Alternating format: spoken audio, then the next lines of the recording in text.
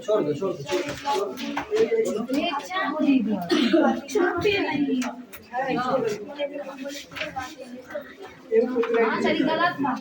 कितना नंबर 56 में क्या प्रॉब्लम है? देखो 56 में कोई प्रॉब्लम नहीं। 8 पे पावर 4 है multiple 32,768 multiple 64 square is equal to 8 पे पावर वाट है। इन सभी को करा 8 के टर्म में लिखने के लिए। देखो 8 पे पावर ये वाट है ना, तो करा कि 8 का जो पावर है वो पावर का वैल्यू पूछ रहा है, पावर पे वैल्यू पूछ रहा है। हम यहाँ पे कुछ नहीं तो x मान सकते हैं।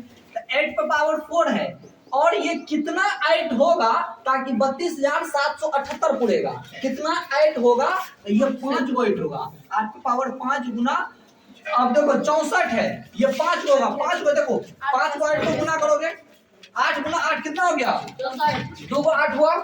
फिर इसको 8 से गुना करोगे, 8 चौके कितना हो गया? 32। लास्ट में 2 हो गया। और फिर इसको 8 से गुना करोगे, 8 गुना 16। फिर लास्ट में 6 हो गया।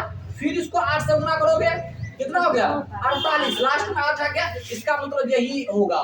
देखो इसके लास्ट में 48 है।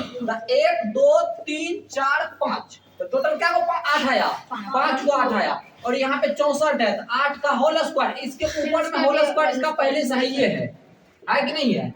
तो उसके बाद जो है 8 पे पावर 4 हो गया मल्टीपल 8 पे पावर 5 मल्टीपल 8 गुना सॉरी 2 गुना 4, 8 पे पावर 4 हो गया इज इक्वल टू x। मतलब ये जो हम 8 पे पावर x मान लिए हैं, 8 पे पावर क्या मान लिया है?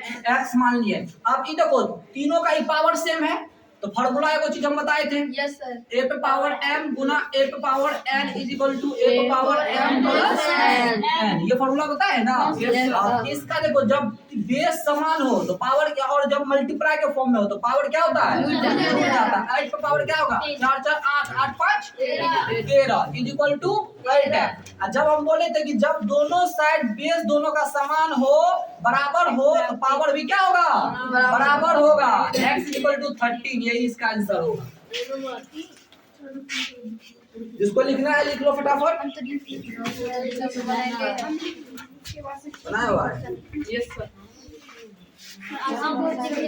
लेकिन पूरा में सर हाँ 62 नंबर को बता दीजिए। 62 नंबर 56 के बाद कौन सा प्रॉब्लम है? 63 सर। हमारे 63 ब्रेक करवाना चाहते हैं। यहाँ यहाँ पे आता है, आता मुंह मुंह कर जाता है।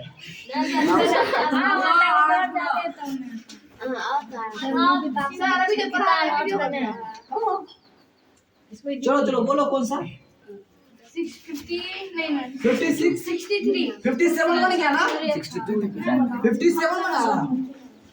यस सर बन गया।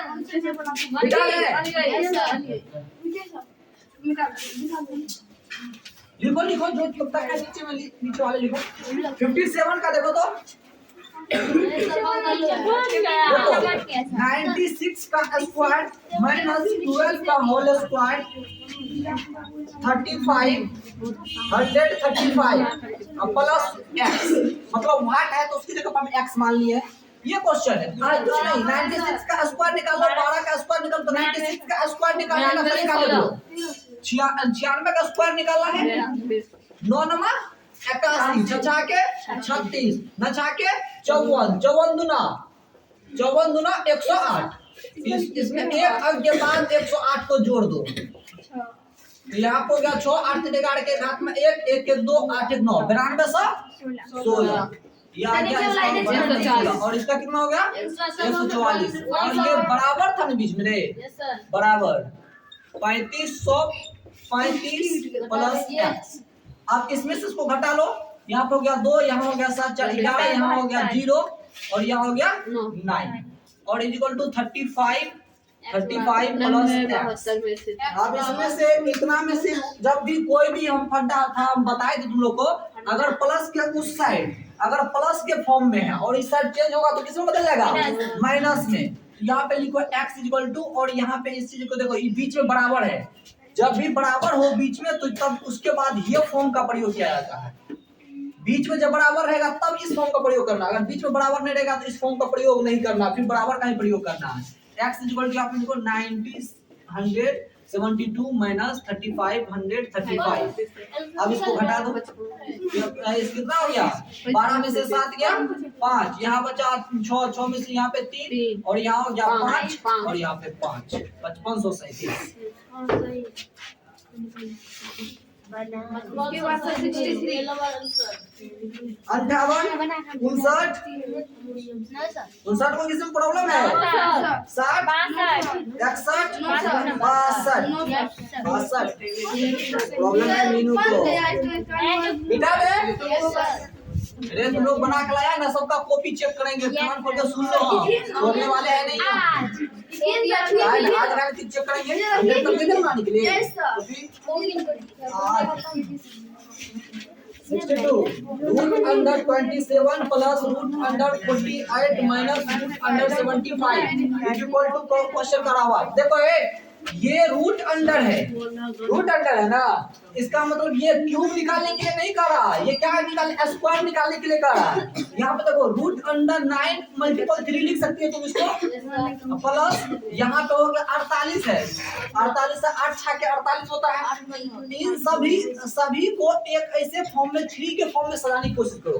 किस फॉर्म में 3 के फॉर्म में। अगर बताओ ये 27 है, इसमें से तुम 9 निकाल लोगे, अंदर में क्या बचेगा 3 बचेगा, 3 बचेगा ना, यहाँ से 27 में से निकाल लो, यहाँ पे निकालोगे तो कितना, यहाँ पे 3 बाहर आ जाएगा, एगो 3 अंदर बच जाएगा।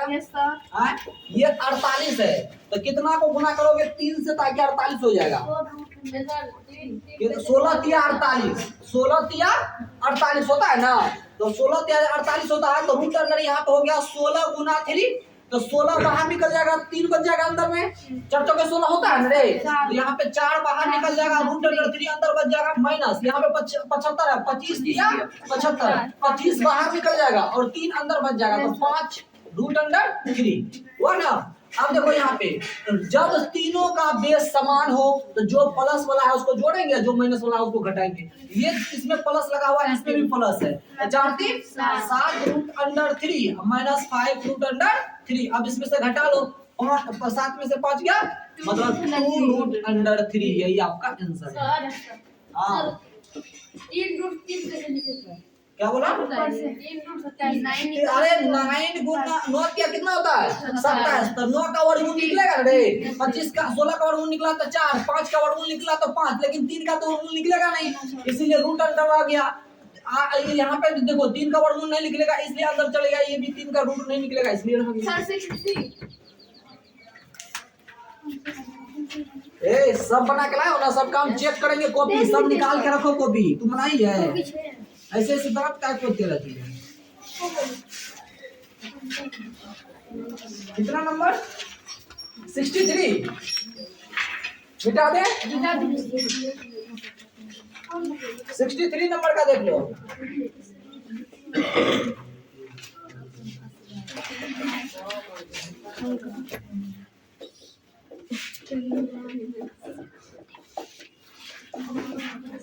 %, और 50। देखो यहाँ पे करा परसेंट दे रखा है, मतलब यहाँ पे व्हाट परसेंट ऑफ 250 सबट्रैक्ट 51 बराबर 18% ऑफ 50। अब देखो ध्यान से करना क्या है, व्हाट है इसके जगह हम x मान लेते हैं, x मान लिए, और परसेंट को जब हटाएंगे तो क्या करेंगे, 100 से भागा देंगे, ऑफ का ऑफ ही रख देते हैं, और 250 है और माइनस 51 है बराबर 18, और परसेंटेज को हटाएंगे तो 100 से भागा देंगे, ऑफ 50। अब क्या जरूरी है, जब हम जान नहीं कि उसका क्रिया यही होता है, देना का चिन्ह कौन जरूरी है। हम मान लो कि जहाँ पे तुम ऑफ है और गुना भी है और दोनों कर दिए, दोनों एक बार कर दिए, तो फिर आपका कैलकुलेशन गलत हो जाएगा। बात समझ रहे ना, तो ऑफ है तो ऑफ ही रखना है, इसको छेड़खानी नहीं करना। ये जीरो खत्म, ये 50 दूना यहाँ पे कट जाएगा 100, और 2 से काट दिए 9 को, यहाँ हो गया 8, इसमें कई सॉरी 9 हो गया, यहाँ पे 9 दूना 18, और यहाँ हुआ 10, यहाँ पे कटेगा नहीं, यहाँ पे 2.5 से कटेगा, हाँ तो 2.5x minus 51 is equal to हो गया 9। ठीक है।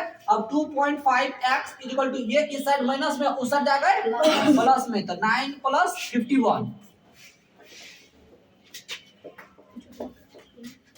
अब इससे आगे यहाँ पे लिख लो x, यहाँ पे लिखो 2.5x इज इक्वल टू, और क्या कर कितना हो जाएगा 60, कितना हो गया 60। अब x इज इक्वल टू हो गया 60 बार, अगर इस साइड मल्टीप्लाई में उस साइड जाएगा तो कितना बदल जाएगा भागा में, और ये दशमलव उड़ेगा तो ऊपर में 10 हो गया। अब होगा 5 से काटो, 5 दूना 10, 5 और 12 पंचा 60, x is equal to 24 26 x is equal to 24।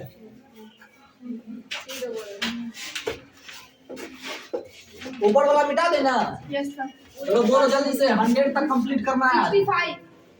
65 number. Yes sir. 65 किधर आ गया?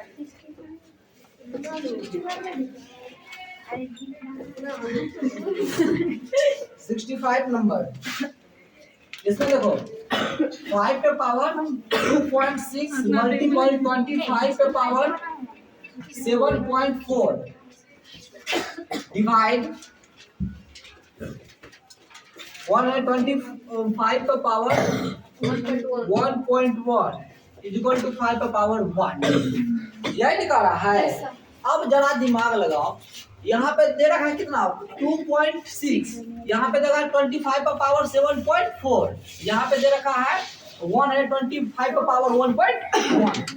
अब जरा दिमाग लगाओ, ऐसा फंडा। अब देखो इन दोनों का तो बेस अलग अलग है, दोनों का बेस क्या है अलग अलग, लेकिन अगर कुछ ऐसा करें कि बेस दोनों का समान हो जाए, तो बेस दोनों का भी फिलहाल के लिए ये समान होगा ही नहीं, समान होगा ही नहीं। तो करना क्या कि 25 जो है इसको भी पावर 5 के पावर में लिखना है, और 125 को भी 5 के पावर में लिखना है। इसके पावर में 5 के पावर में, सबका पावर पे 5 रखो।